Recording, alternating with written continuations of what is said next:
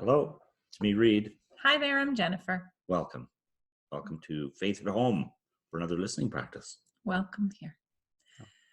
Today we're sitting with the Psalm 39 Yes.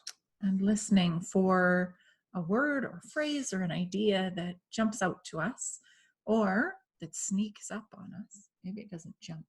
No, maybe not. Or just sort of percolates there. Yeah, something. However this comes, this is how we're listening for the divine family speaking to us in the midst of our everyday lives. Right. So I've got my pen. And a book. And a book to write in. You might want something to write in too. I'll read first. That would be great. Great. I'll read first. It's Psalm 39 from the New Revised Standard Version. So, Psalm 39. I said, I will guard my ways that I may not sin with my tongue. I will keep a muzzle on my mouth as long as the wicked are in my presence. I was silent and still. I held my peace to no avail. My distress grew worse. My heart became hot within me. While I mused, the fire burned. Then I spoke with my tongue. Lord, let me know my end, and what is the measure of my days. Let me know how fleeting my life is. You have made my days a few handbreadths, and my lifetime is as nothing in your sight. Surely everyone stands as a mere breath. Surely everyone goes about like a shadow. Surely for nothing they are in turmoil. They heap up and do not know who will gather. And now, O Lord, what do I wait for? My hope is in you. Deliver me from all my transgressions. Do not make me the scorn of the fool. I am silent. I do not open my mouth, for it is you who have done it. Remove your stroke from me. I am worn down by the blows of your hand. You chastise mortals in punishment for sin, consuming like a moth what is dear to them. Surely everyone is a mere breath. Hear my prayer, O Lord, and give ear to my cry. Do not hold your peace at my tears, for I am your passing guest, an alien, like all my forebears. Turn your gaze away from me, that I may smile again, before I depart and am no more. Oh, here's another lament. Yeah, not super cheerful. And that's okay. That's real experience. It is real experience. And whatever is happening in our culture around us, sometimes we feel like we can't just feel the way we feel. Right.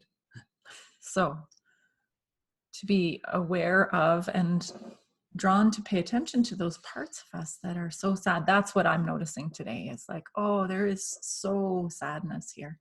I hold my peace. My distress grows worse. And then, God, I turn to you. And it still doesn't make it better. Not every time is there like a magic wand that's like, ta-da! Turn that frown upside down. Sometimes it just feels sad and distressed. And so what did you hear? well, I hear that. I hear the sadness and the distress. That it's not like a jump out at you. Okay, there you go. It's just like over and over again. Mm-hmm. Not a particular phrase or word. Okay. Yeah. What about for you? I was struck by that consuming like a moth what is dear to them. I don't know why that stuck in my mind. I noticed it too. What do you think it means? This is poetic language, of course. So moths don't eat things like that. Their larvae do. But the point being is that things that we love kind of pass away. Nothing lasts forever, and it can be discouraging and dismaying. To be simplistic, that oh, that lovely vase your spouse gave to you or something, and then you're cleaning it and it drops and smashes a bit. It's like, oh, for heaven's sake, how discouraging. You spent time buying this thing for me, now it's destroyed, or whatever. I mean, that's a simple, kind of a silly, uh, but it's the way of our lives that we live our lives and things go wrong. And as the psalmist here says, my life's pretty bleak sometimes. Can you at least let me smile before I die? I'm laughing, but honestly, that is the way we feel sometimes. I mean, it's the thing about the Psalms is it's full of real emotion. It doesn't sort of pull the punches. No happy clappy and God is good all the time. God is good all the time, but sometimes bad things happen. Our life can be hard, and so that stuck out to me. That for all our packing those things away carefully, then you open up that nice drawer and moths come out and they've eaten up your nice sweater. So that sort of real emotion and real feeling of life. Yeah. Sadness, Yeah. pain, anger, frustration. I wonder what you're noticing as you listen. We'll listen again, and this time maybe there's an invitation that comes out of these words for you today.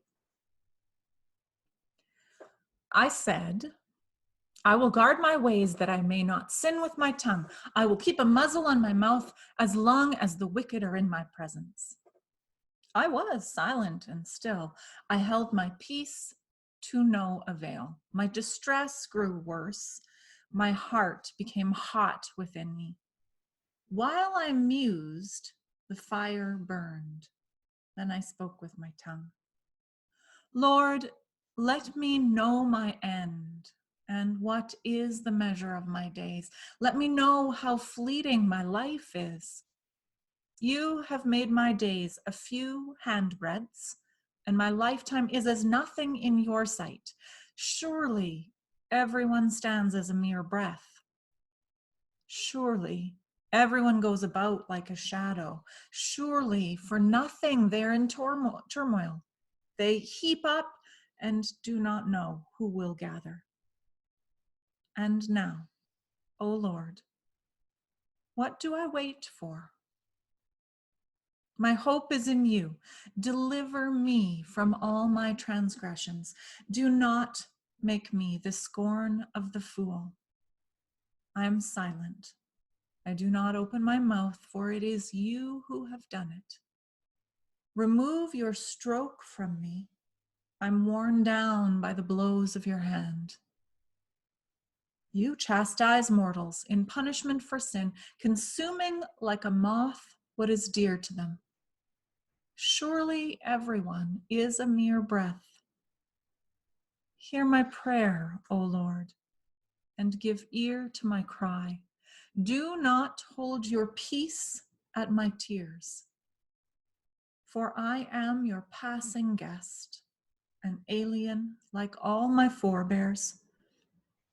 Turn your gaze away from me that I may smile again before I depart and am no more.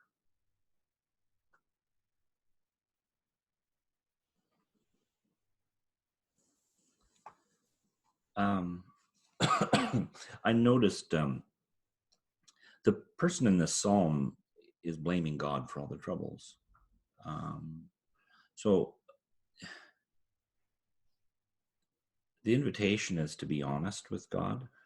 Not to say that God was, maybe God was, maybe God wasn't. I don't know. I'm not going to comment on that. But the person felt like, you've struck me. I'm all sore from your hitting me constantly. I'm suffering here. Could you just leave me alone? At the end, it says, can you turn away so I may have at least one smile before I die? I think the invitation is to not shy away from your true feelings. And sometimes you can be angry with God because things don't turn out the way you want. And you've had Maybe they're preconceived notions. Maybe you were, misled by, good people meaning well, that God was going to make everything good all the time or something. And the temptation may be to just not have anything to do with God, but to come to God and say, I was expecting this, and you didn't come up with it. What's going on? I'm angry with you. It's okay to be angry with God. And that coming and being free. You don't have to always, it isn't just always coming and saying, thanks God, I'm so glad of everything you've done. Sometimes it's, that was terrible. I hated that. Why did you do that to me? Sort of that sort of thing. Whether it's fair or not, it's not about that. It's about your real, true emotions of yourself. So that's a reminder to me and an invitation to come to God even when I'm angry with God, to keep those lines of communication with God going, even in the midst of disappointment. Yeah. If there's anyone that we can be angry with and have a compassionate response on the other end, it's God. So keeping the lines of communication open is so important. Thank you for sharing. What about you? What about me? What I really noticed as an invitation in this psalm is from the early verses, where it's like, you know what?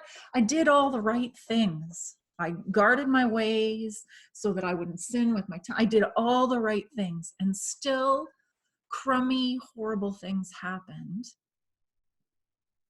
And so the invitation is to not add self-inflicted suffering. What is it that I did wrong to deserve all this? And beating myself up on top of the suffering that is just part of life. So God is present in that. It doesn't magically make it better. And I'm invited not to beat myself up in the midst of that. So I wonder, what do you hear?